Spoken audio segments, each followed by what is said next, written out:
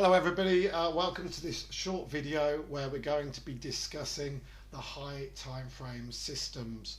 I want to show you how the profit lock works, and I also want to give you a really good understanding of how these systems work before we go live. So the first thing I want to do is discuss the actual statistics. Now these are not one particular system. I've taken the averages across all 10 systems.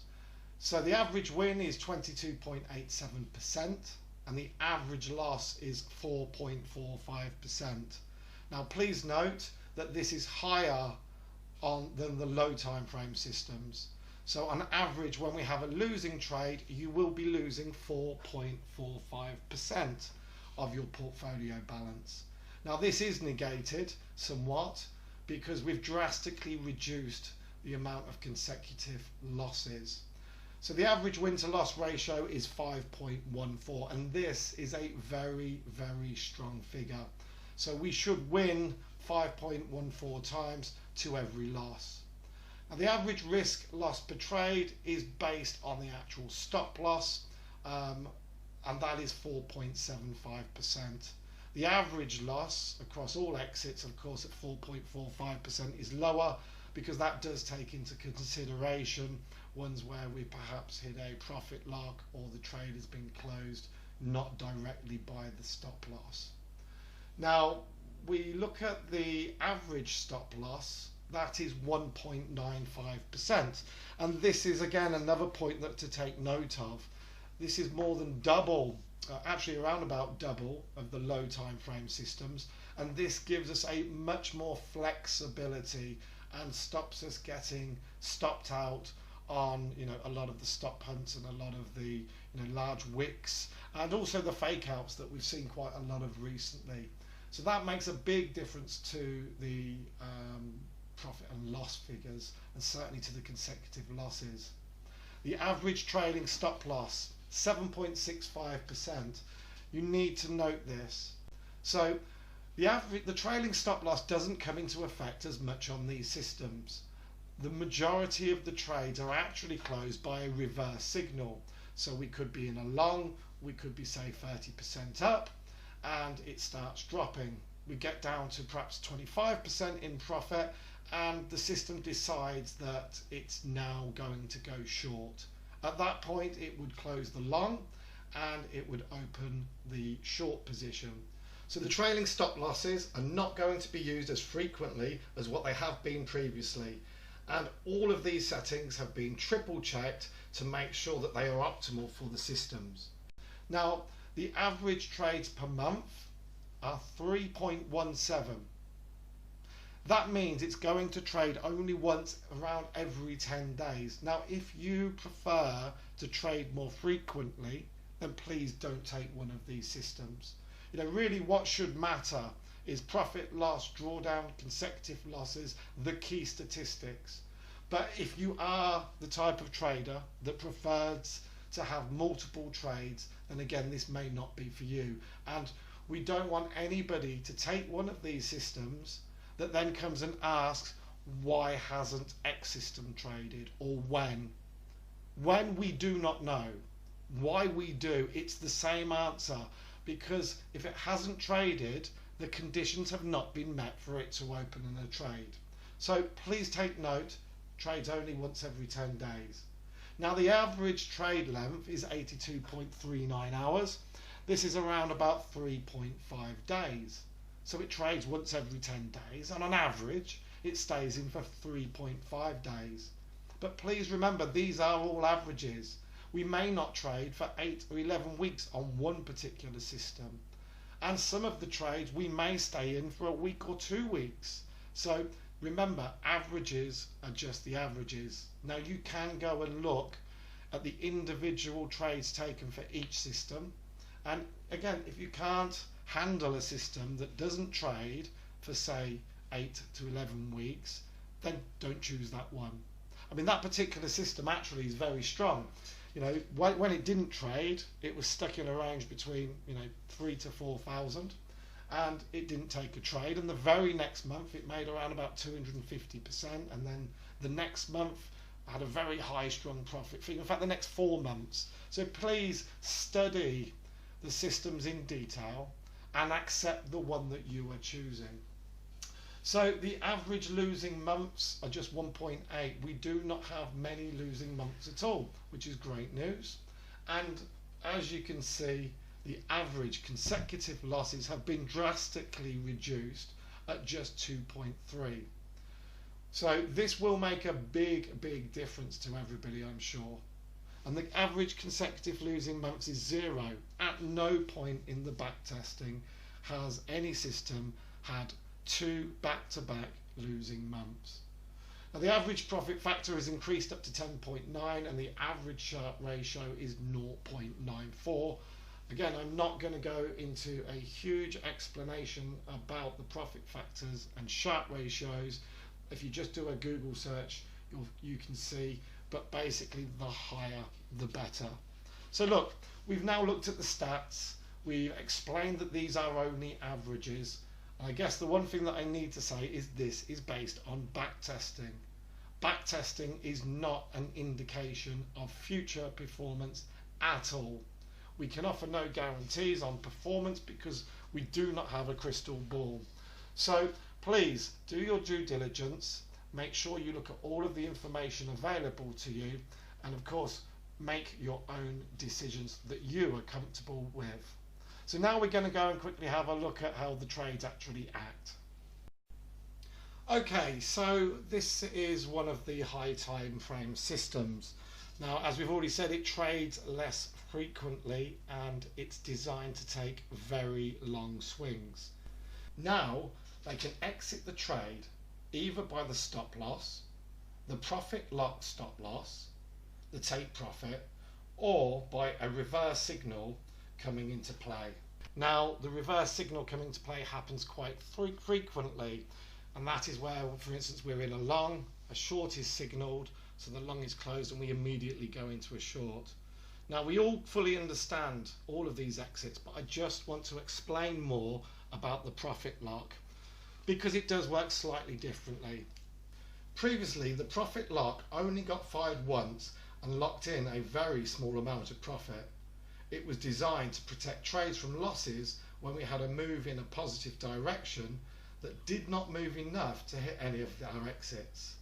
The profit lock on the high time frame systems can now be fired multiple times. It uses the buy and the sell signals that are filtered out. Now you can see these on your screen now, but I will discuss these in more detail later.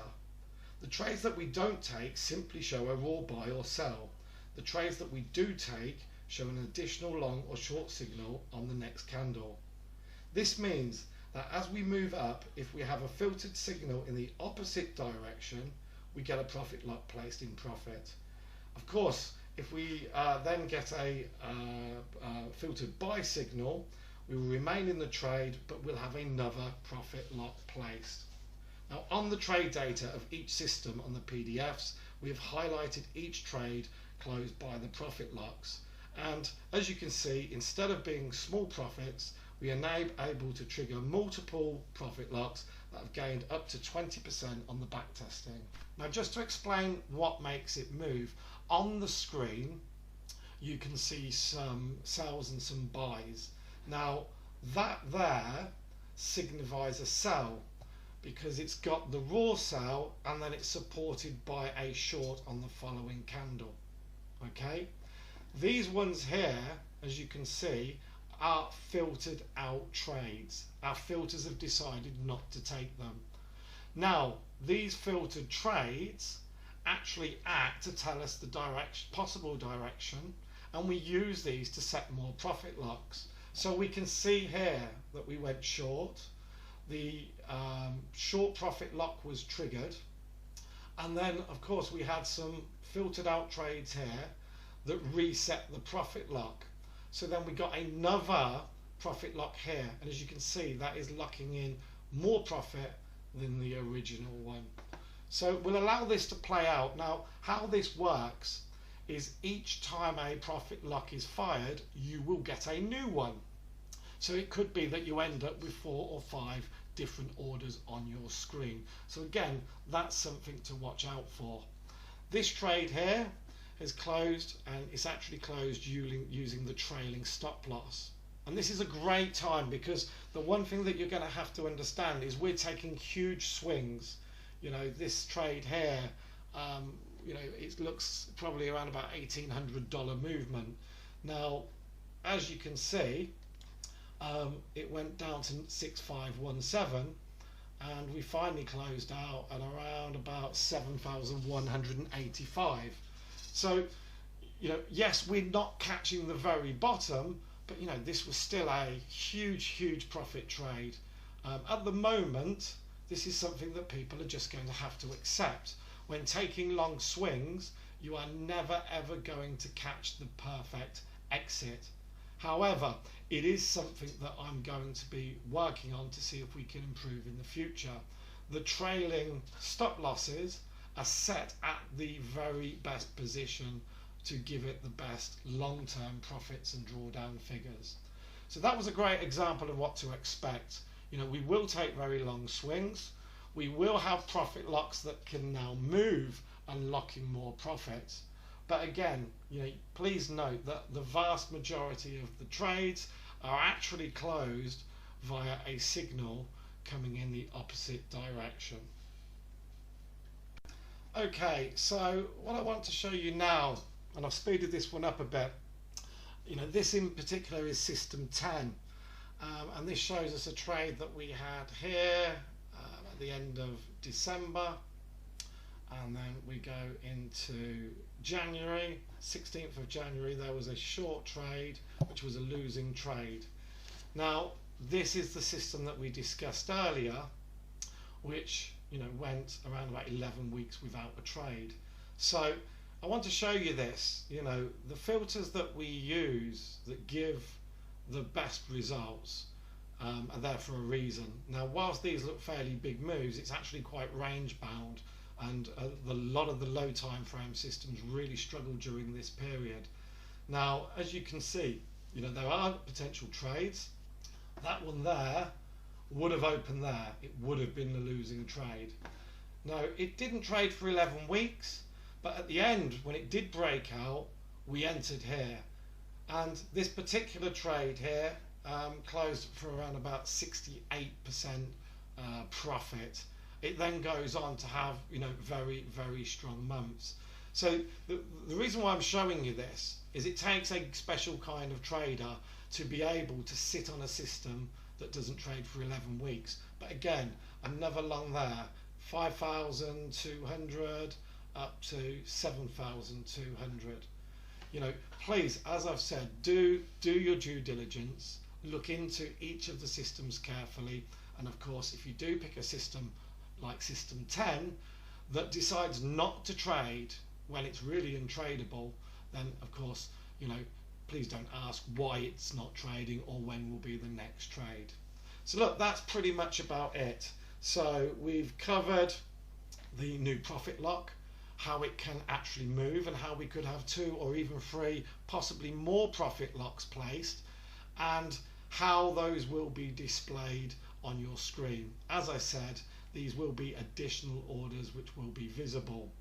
This will mean you will see more conditional orders, and as usual, any not used will remain after the trade and be removed automatically by the algo at the start of the next trade. So I think that pretty much covers everything. You know, this is exactly the same algo with the updates that we did on May the 23rd that have helped the low time frame systems.